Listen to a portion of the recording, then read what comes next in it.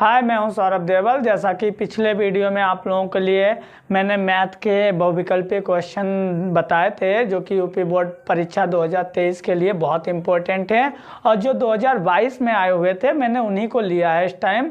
तो आप लोग इन्हें अच्छे से तैयार कर लें। वहाँ की बहुविकल्पीय क्वेश्चन के बाद वहाँ की अन्य क्वेश्चन हैं वो भी हम कराने वाले हैं। तो पहला क्वेश्चन देखते हैं। इसमें गणित का है, कक्षा 10 का, और साइंस के भी मैंने कराए थे तो साइंस के भी और कराएंगे। तो पहले गणित के देख लेते हैं आज। तो यहाँ पे क्या है कि क्वेश्चन नंबर 1, संख्या 156 के अभाज्य गुणनखंड होंगे।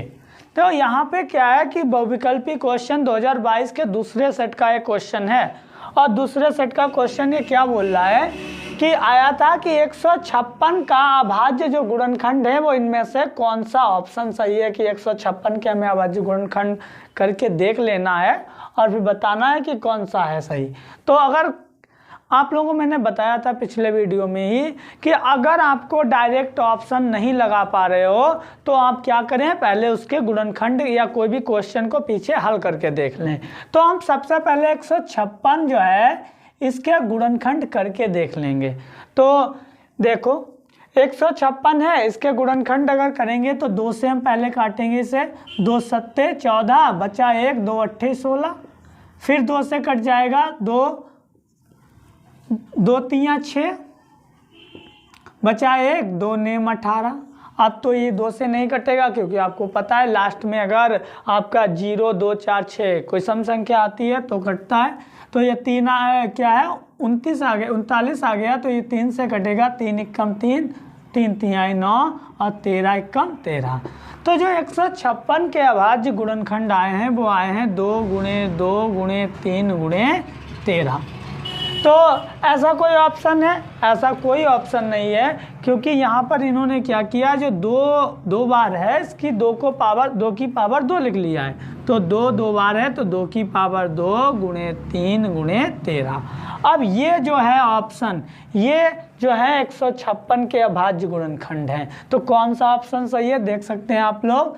देखो यहाँ पे क्या है, 2 की पावर 2 गुणे 3 गुणे 13, इसका मतलब दूसरा नंबर ऑप्शन सही है। तो इसे आप लोग तैयार कर लें। ये आया है क्वेश्चन दूसरे ही सेट में, 2022 में पेपर हुआ था उसका दूसरा सेट में आया था। अब क्या है, क्वेश्चन नंबर 2 की बात करते हैं। तो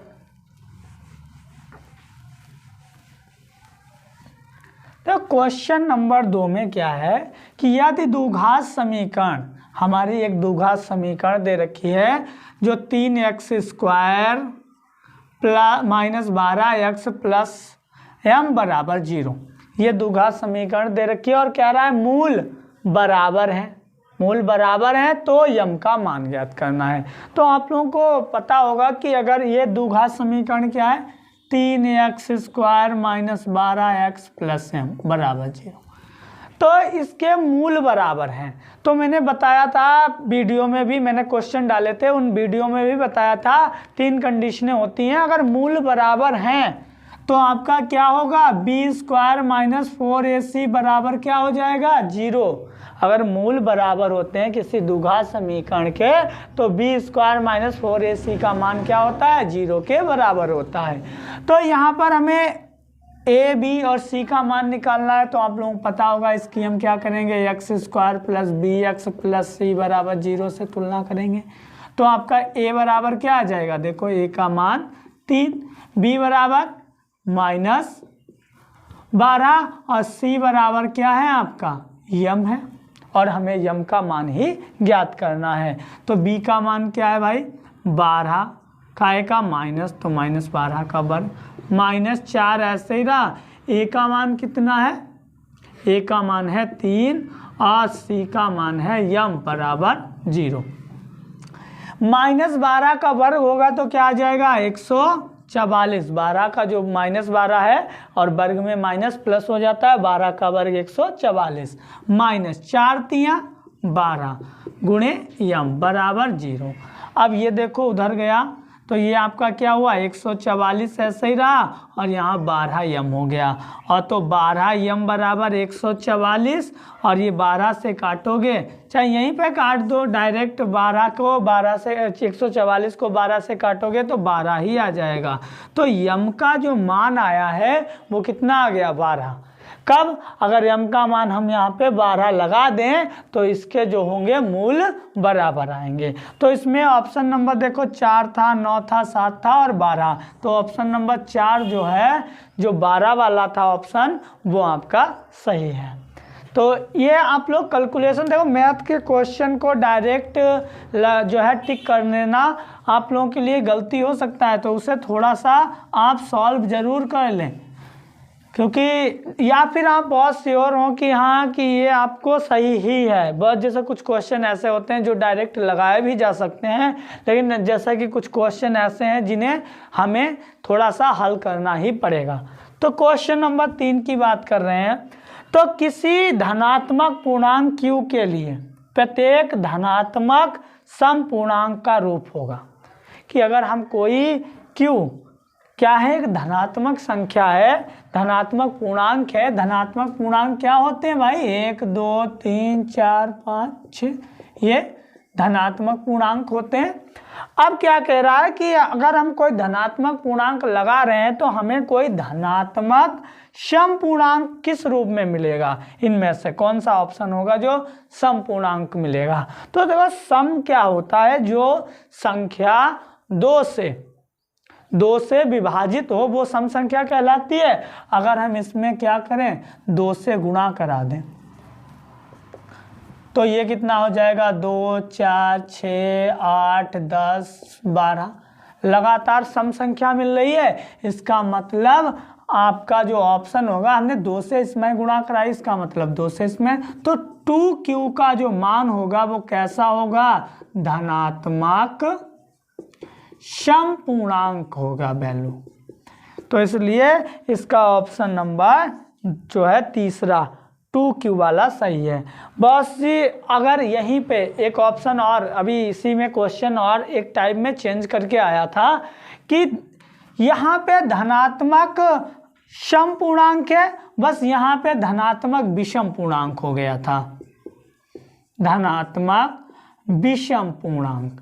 और विषम पूर्णांक का कौन सा रूप होगा, देखो सम पूर्णांक का तो 2q हो गया, अब विषम का क्या होगा भाई, तो विषम के लिए आपका क्या होगा, 1 जोड़ दो। तो विषम में क्या बताया था हमने, जैसा कि विषम संख्याएं क्या होती हैं, जो आपकी 2 से विभाजित ना हो, तो भाई आपका कौन कौन सी आ जाएंगी विषम में, 1 3 5 7। तो इस तरीके से अगर आपका जो ऑप्शन नंबर कौन सा सही हो जाएगा, फिर आपका ये हो जाएगा धनात्मक विषम पूर्णांक के लिए 2q + 1 हो जाएगा ऑप्शन। बस ये चीज़ ध्यान रखनी है आप लोगों को। और अगर जैसे कुछ बच्चे बोल रहे हैं इस टाइम में इसमें क्यों नहीं हो सकता, देखो अगर हमने q की वैल्यू कोई भी लगाई 2, तो यहाँ 1 माइनस हुआ, 1 मिला। फिर हमने इस पर पहले ऑप्शन की बात कर रहे हैं हम, अगर हमने 3 लगाई तो 1 कम किया तो क्या मिल गया, 2 मिल गया। फिर हमने 4 लगाई, 1 कम किया 3 मिला। ये क्या मिल रही है भाई, एक फिर से एक धनात्मक नंबर मिल रहा है, मतलब एक पूर्णांक संख्या मिल रही है, ना सम मिल रही है ना विषम मिल रही है। इसमें कोई फायदा है, ये तो ऑप्शन है ही नहीं। अगर इसमें भी लगाएंगे तो भाई इसमें सब में 1 1 जोड़ दो, क्या आ जाएगा, 2 आ जाएगा, इसमें 1 जोड़ोगे तो 3 आ जाएगा। इसमें सम और विषम दोनों संख्याएं मिल रही है, तो ये ऑप्शन आपके बिल्कुल सही नहीं है। आपका सम पूर्णांक की बात करें तो 2q वाला ऑप्शन सही होगा, और विषम पूर्णांक की बात करें तो 2q + 1 वाला ऑप्शन सही होगा। ये आप लोग ध्यान रखें, अच्छा क्वेश्चन है, नहीं तो आप लोगों को, और ये आया भी है और आ भी सकता है इस साल, तो इसलिए आप लोग इसे तैयार कर लें, ठीक है। आगे हम क्वेश्चन नंबर 4 की बात करेंगे।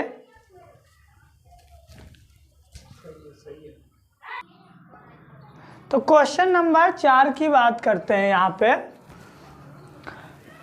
तो क्वेश्चन नंबर 4 क्या है आपका, अभी हमने 3 लगवाया, चौथा है आपका, याद है cos स्क्वायर थीटा बराबर आपका है 1/2, तो साइन स्क्वायर थीटा का मान होगा। तो आप लोगों को जैसे कि ऐसा ना करें आप लोग कि साइन जैसे कॉस थीटा है तो आप लोग कॉस थीटा बराबर 1 है, सीधे आप क्या करें आधार बटा कर्ण कर लें। और देखो कॉस थीटा होता है यहाँ पे स्क्वायर, तो ये चीज़ होती है यहाँ पे स्क्वायर है और वहाँ पे खाली होता है कॉस थीटा। अगर आप वर्गमूल इस पे वर्ग हटा दो तो इस पे वर्गमूल आ जाएगा, फिर आप लगाओगे त्रिभुज बना के पाइथागोरस प्रमेय का यूज करोगे तो क्वेश्चन आपका बहुत बड़ा हो जाएगा, ठीक है। तो वो आप लोगों को टाइम ज़्यादा खराब होगा। इसको बहुत सिंपल सा तरीका है आप लोगों को निकालने का। आप लोगों ने पढ़ा होगा सर्व समीका, कौन सी, sine square theta plus cos square theta बराबर 1 होता है, ठीक है। ये पढ़ी होगी आप लोगों ने। तो यहाँ पे हमें देख इसकी वैल्यू रहा है कॉस स्क्वायर का मान दे रखा है, क्या है भाई लगा दो इसमें 1/2 बराबर 1। तो यहाँ पे साइन स्क्वायर थीटा बराबर 1/2 उधर गया काहे का हो गया माइनस का हो गया। अब साइन स्क्वायर थीटा 2 लिया लासा तो यहाँ पे 2 कम 2 -1, तो साइन स्क्वायर थीटा बराबर 2 में से 1 गया 1/2। और हमें क्या निकालना था, यही तो निकालना था कि साइन स्क्वायर थीटा का मान होगा। तो इसमें देखो 1/2 कौन सा ऑप्शन सही है, तो 1/4 है, √3/2 है, 1/√2 है और 1/2 ये। तो साइन स्क्वायर थीटा का जो मान होगा वो 1/2 ही होगा। देखो सिंपल सा, एक और सिंपल सा अगर आप लोग देखते कॉमन सेंस लगाते तो इन दोनों का जो योगफल होता है वो 1 के बराबर होता है। जब ये संख्या 1/2 दे रखी है तो भाई 1/2 में कितना जोड़ दें कि 1 हो जाए, 1/2 का मतलब आधा ही तो होता है। तो 1/2 में 1/2 आधे में आधा जोड़ दोगे 1 हो जाएगा। तो इसका मान सीधा सिंपल सा था 1/2, ठीक है। तो ऐसे भी लगा सकते थे जैसे आप लोगों को समझ में आए, बस क्वेश्चन को गलत नहीं करके आना है, ये चीज़ ध्यान रखें आप लोग। आगे अगला क्वेश्चन है, यदि 26 और 156 का लासा पाए, एलसीएम 156 है तो मासा का मान होगा या है। तो यहाँ पे देखो 2 संख्याएं हैं, इनका लासा दे रखा है 156, तो उनका मासा ज्ञात करना है। आप लोगों को हमने बताया होगा कि पहली संख्या गुणे दूसरी संख्या बराबर कितना किसके होता है, एचसीएफ गुणे एलसीएम के। अब हमें क्या निकालना है, देखो लासा को एलसीएम बोलते हैं और मासा को एचसीएफ बोलते हैं, ध्यान रखें नहीं तो आप लोग गलत कर दो। हमें एचसीएफ ज्ञात करना है तो एलसीएम को बटे में भेज देंगे। तो एचसीएफ बराबर क्या होता है, पहली संख्या आपकी क्या है, पहली संख्या ही लिख लो सीधे 26 और दूसरी संख्या क्या है 156 और लासा कितना दे रखा है एलसीएम 156। तो एचसीएफ क्या हो जाएगा, सीधे 156 से 156 कैंसिल, तो आपका क्या हुआ एचसीएफ जो हुआ मासा कितना हो गया 26। और ऑप्शन कौन सा, देखो 156 दे रखा है, 26 दे रखा है, 13 दे रखा है और 6 दे रखा है। तो हमारा कितना निकल के आया 26 निकल के आया, तो 26 वाला ऑप्शन सही है। ऐसे अगले क्वेश्चन की बात करते हैं, चौथे वाले क्या 5वां हो गया था, चौथा 5वां छठे की बात करते हैं। तो छठा क्वेश्चन हमने पिछले वीडियो में भी बताया था, वैसे ही लगना है कि बिंदुओं -1, -3 और 5, 2 के बीच की दूरी होगी। अब भाई बीच की 2 बिंदुओं के बीच की दूरी वाला फार्मूला लगा लें आप। तो आपका मान लिया ए बिंदु क्या है भाई -1, -3 और जो बी बिंदु है वो आपका कितना है 5, 2। अब 2 बिंदुओं के बीच की दूरी का फार्मूला पढ़ाया था हमने, आप लोगों को बताया होगा। तो x2 - x1 का होल स्क्वायर y2 - y1 का होल स्क्वायर वर्गमूल के अंदर। अब ये क्या हो गया आपका x1, ये y1, ये x2, ये y2। अब देखो x2 की वैल्यू कितनी है 5 माइनस y1 की 1 माइनस का है तो ये माइनस ये माइनस प्लस हो जाएगा। y2 की वैल्यू कितनी है भाई आपकी 2 है, माइनस y1 की है -3 तो माइनस माइनस +3 का वर्ग। अब 5 और 1 6 का वर्ग, 3 2 5 का वर्ग, दोनों 6 का वर्ग कितना हुआ 36, 5 का वर्ग हुआ 25। अब दोनों को जोड़ो कितना आ जाएगा 6 5 11, 3 3 6 मतलब 3 2 5 हासिल वाला 6 तो अंडरूट 61 इकाई है, मात्रक या इकाई कुछ भी लिख सकते हैं, इकाई है तो इकाई लिख लो। तो कौन सा ऑप्शन सही है, देखो पहला ही है अंडरूट 61 इकाई, बाकी अंडरूट 37 61 का वर्गमूल नहीं होता है ना, तो सीधा आपका यही ऑप्शन आ गया। तो इस तरीके से आप लोगों के कुछ जो 2022 में ही आए हुए सब क्वेश्चन हैं, तो और भी जितने भी बचे हुए हैं वो भी आपको धीरे धीरे मिल जाएंगे। अभी ये बहुत सिंपल से क्वेश्चन है, इन्हें अच्छे से तैयार कर लें आप लोग, और इस टाइप के ही क्वेश्चन आने वाले भी हैं। Thank you.